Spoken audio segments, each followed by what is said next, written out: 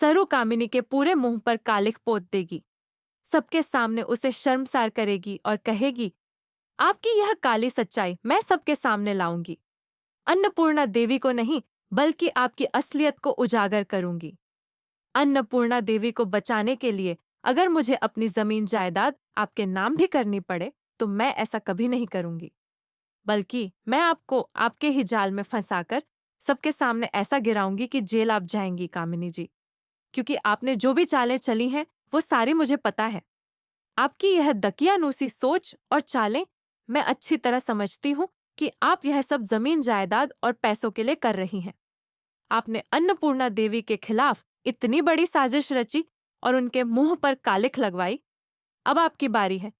मैं आपको इतनी बेइज्जती और शर्मिंदगी दूंगी कि आप खुद ही शर्म से झुक जाएंगी।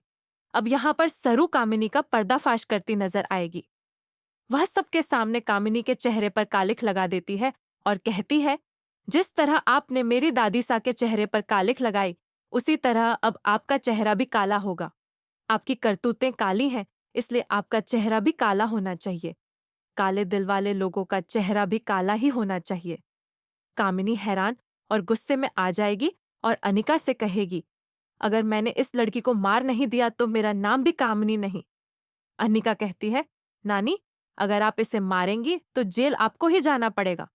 इससे पीछा छुड़ाने का एक ही तरीका है, खुद हाथ मत लगाइए, गुंडों से मरवा दीजिए। कामिनी कहती है, गुंडों के हाथों भी मरना नहीं चाहती ये लड़की।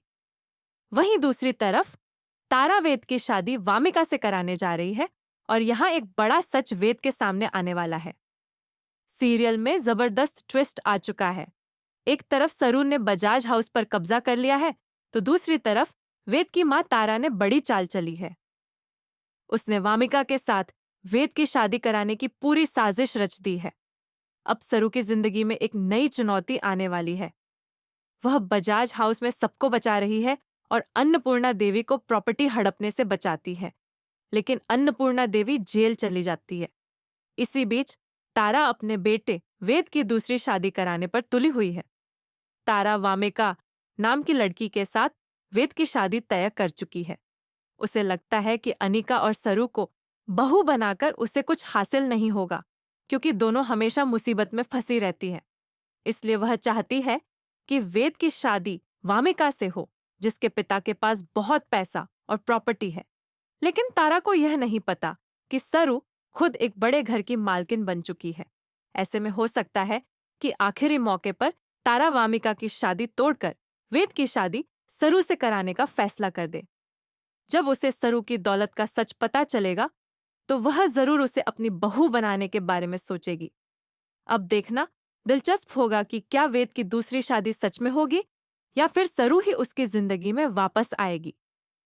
क्या वेद अपनी मां के दबाव में वामिका से शादी करेगा या सच सामने आने पर कहानी नया मोड़ लेगी?